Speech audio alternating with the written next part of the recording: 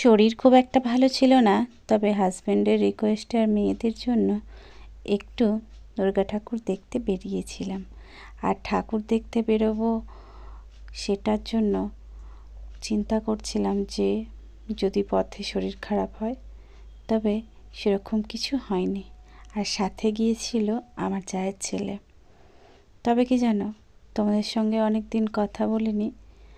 আমি শারীরিক দিক থেকে যতটা খারাপ ছিলাম তার থেকে বেশি খারাপ ছিলাম মানসিক দিক থেকে। কারণ বারবারই মন চেয়েছে আমি ভিডিও পোস্ট করি, কিন্তু কেন জানি না আমি একদমই পেরে উঠিনি। আর যেটুকু যা ভিডিও পোস্ট করেছি তাতে ভয়েসও দিতে পারিনি। তবে আজকে যদি এই ভিডিওটা আমি পোস্ট করি, তবে আমার ভীষণ ভালো লাগবে। জানি না তোমাদের কতটা ভালো লাগবে, তবে আমার ভীষণ ভালো লাগবে। আর অনেকেই আমাকে কমেন্ট করেছ যে দিদি ভিডিওটা কন্টিনিউ করো, তোমার ভিডিও ভীষণ ভালো লাগে।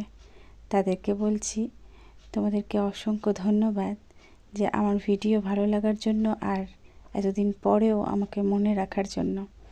তবে আজকে আমি ঠিক এরকম সেজেছিলাম, আর আমাকে কেমন লাগছে জানিও। তবে যেটা সেজেছি সেটা আমার মেয়ে আর হাজব্যান্ডের রিকোয়েস্টে। তবে কেমন লাগছে আমি জানি না, তোমরা কমেন্টে জানিও আমাকে কেমন লাগছে।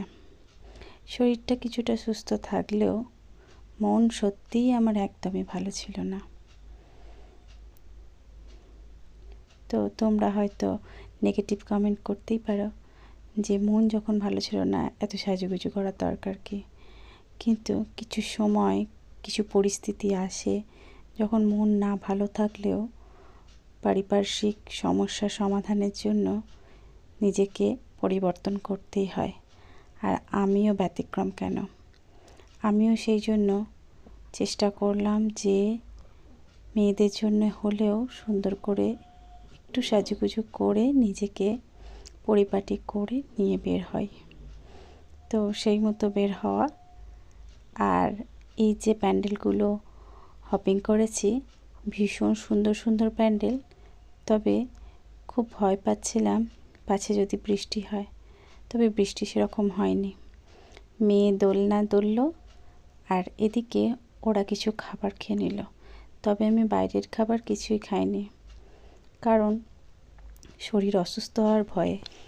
চেষ্টা করব আরও একটি নতুন ভিডিও যেন তোমাদের সামনে আনতে পারি।